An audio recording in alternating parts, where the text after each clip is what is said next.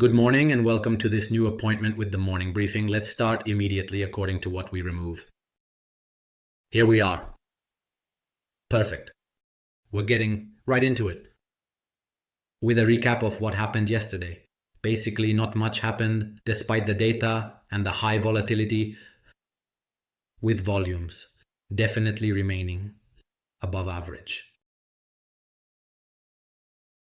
For a while, in short, the movement has remained largely sideways. These swings, as I was saying, as I've been saying for a few days now, actually for a few weeks, in short, we have this bidirectional situation, so we have very wide swings. In short, they're quite consistent and seem to create wider movements, but then they run out in short at significant resistances or at the port. Important. So for now, this is the situation, a little bit of lateralization after the nice drop that happened in the last few weeks. So in short, we need to wait and monitor this sideways movement now, how it will evolve and what direction it might take. Today could be a decisive day because, let's say from a macro perspective, there are some important data points. There's the usual weekly jobless claims data and the PPI, which will come about an hour before the opening. Yesterday, the consumer price index, it surprised a bit. All the operators in a positive way, so much so that there was a nice upward push. But regarding the data, everything completely reversed. So even if you take a little look, the bonds that were supposed to be the biggest beneficiaries of this situation have had rather limited movements. So we'll see in a moment. Now, the market in which direction, let's say, is heading sideways. Basically, it's a waiting game. I believe this ultimately is about the developments of this trade war. What is happening? Taking shape. That is taking shape on the horizon. From the perspective of physical wars and, the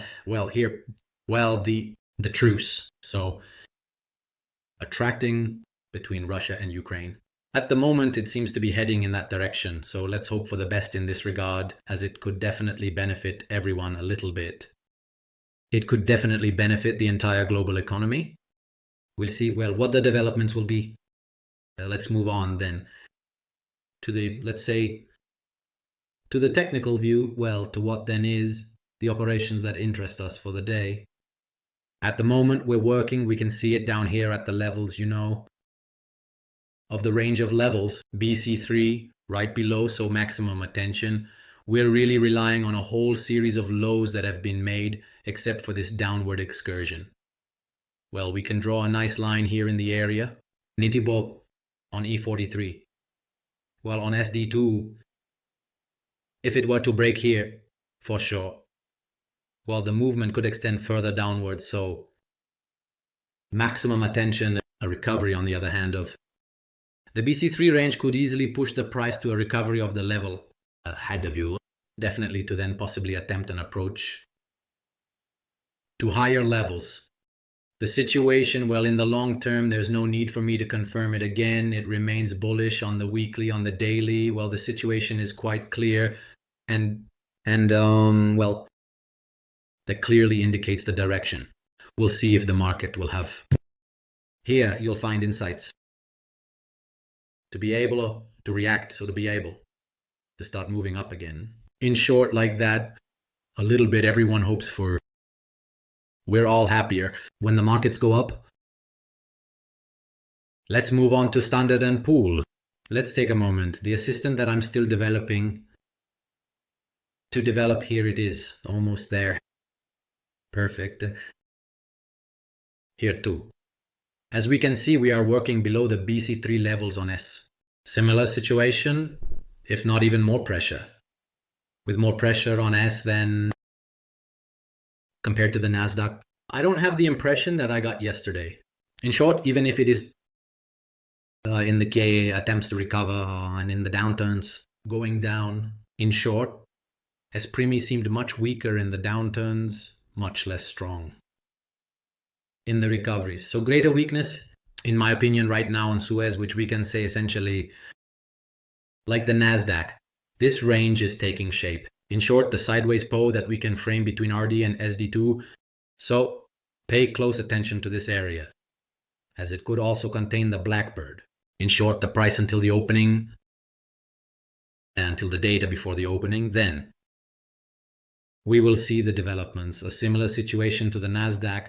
We are in a phase of descending correction, let's call it what we want, but we need to acknowledge that a little bit. The theme, it has changed. And then a little bit of it has changed. We need to acknowledge this and play accordingly. Let's take a look at the other indices. We have the other futures that we follow, American ones, starting with the Jones. Here it is, here too.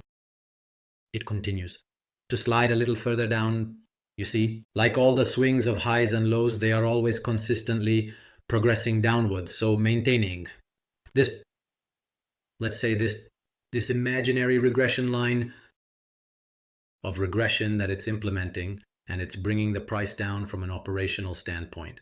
Here too, in short, yesterday, we made this low at 41,000. In short, for the top of in area 41,000, it will be important to hold it, because obviously this could quickly bring prices to the 40,000 area, which then in short represents an important support. Also the logical positive. In short, the round numbers are certainly important, and therefore I then expect eventually a reaction in the 40,000 area, but in short, obviously where we have to get there. But in short, I believe that a break of 41,000 could certainly give the side a test of that area. In short, if the movement were to continue to be naughty and there were not a clear signal of reversal, maybe because the data coming in the afternoon are indeed particularly positive, or if more conciliatory statements come out regarding the topic of taxes, we'll see the developments. I don't have this divinatory power. Let's move on to Russell. Indeed, the situation here is also similar to the 2000 area that I pointed out yesterday. Fortunately, yesterday it wasn't even reached, but now we're working on it closely. So here too, be careful, because the break below 2000, just like with 40,000 of the Dow Jones, represents an important psychological level as well. So the break of this level, well, would put everything is very risky, with a higher likelihood of extensions downwards for sure.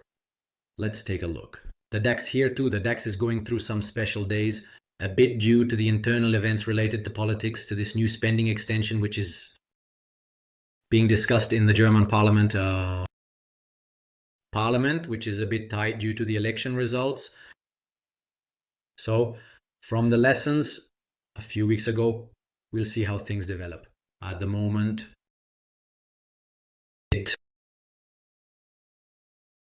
the movement, in short, has slowed down a bit, because after the beautiful pushes of Alcist that we have witnessed in the last few days, now we are in a phase, let's say, of stagnation, of lateralization, of price consolidation. We will see if then the political developments here is the approval eventually of this plan, in short, for the European rearmament. In short, it could certainly bring benefits to the companies treated, to the companies that are present in the DAX, but we will see. I am not certain. In short, it will not be easy, in short, to pass these amendments to the expenditure in the European Parliament with this distribution to these majorities when are currently in place. We'll see how things develop. From a technical standpoint, the market has been open for about half an hour. It's 9:30 in Italy. There was an immediate test of the lower area around S2 and the weekly DVS0, which corresponds somewhat to the lows recorded yesterday. From there, a recovery started, and we are already at SD1. It's likely that there will be an attempt to recover to H2. I haven't been trading the DAX much lately. Let's take a look at commodities as we usually do, starting with oil and gold. Starting with oil, we are currently working above the BC3 levels. There's a bit of energy in the recovery, and the price is pushing, having already tested the zero yield. It's likely that we will stay in this range until the opening, and there could even be an attempt to break these highs at RD1. A potential breakout could easily push prices to RD2 first, and then to the maximum expected area around 69. It could definitely do that. Of course, a break or a return below this minimum, which is around 67.60, would mean a break of SD0 and a subsequent failure to hold SD1, which corresponds to this area here. You can see how well defined the level is, so a break of SD1 could definitely lead to a recovery in this zone where we have some support levels including BC3. Now regarding gold, it has widely recovered that range. It broke out yesterday just as we indicated in yesterday morning's briefing. There was a first attempt to break in the afternoon, and last night there was another update, so we can interpret this as a retest of the breakout from the range.